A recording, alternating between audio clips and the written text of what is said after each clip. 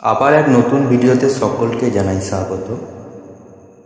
শ্রাবণ মাসের সোমবার আপনি কি খাবেন আর কি খাবেন না। চলতি বছরে 18 জুলাই থেকে শুরু হচ্ছে শ্রাবণ মাস। এই মাসের সোমবারগুলো শিবের পুজো করেন ভক্তরা। প্রথম সোমবার পড়েছে 21শে জুলাই। সনাতন ধর্মে শ্রাবণ মাসের সোমবার অত্যন্ত গুরুত্বপূর্ণ তিথি। লক্ষ লক্ষ শিব ভক্ত শ্রাবণ মাসের সোমবার তিথি পালন করে থাকে। এই শ্রাবণ মাসের সোমবার পালন করলে জীবন সুখ সমৃদ্ধিতে ভরে ওঠে। 21শে জুলাইয়ের পর 28শে জুলাই, 4ই আগস্ট এবং 11ই আগস্ট পরপর সোমবারের ব্রত পালন করতে পারবেন ভোলে বাবার ভক্তরা। কিন্তু জানেন কি শ্রাবণ মাসের সোমবার কি খাওয়া যায়?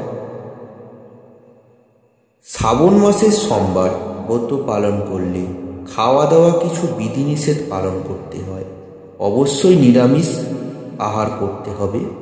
ফল, নিরামিষ আলুর তরকারি, হালুয়া, আলুর চিপস খেতে পারে। এছাড়া ময়দা দিয়ে তৈরি খাবার যেমন পরোটা, লুচি খাওয়া যেতে পারে।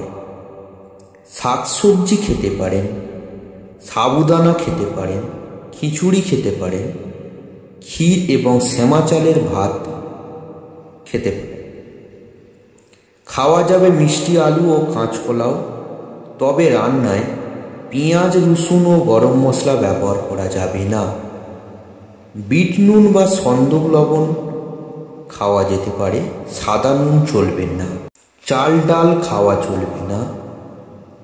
শ্রাবণ মাসের সোমবারগুলিতে ভুলেও আমিষ জাতীয় খাবার বাড়িতে একদমই রান্না করবেন না। পেঁয়াজ, রসুন, আদা, বেগুন, বাঁধাকপি খাওয়া চলবে না। শ্রাবণে গোটা মাস জুড়ে মাছ, মাংস ও মদ্যজাতক দ্রব্য দূরে থাকা উচিত। এগুলো একদমই খাওয়া চলবে না শিব ভক্তদের।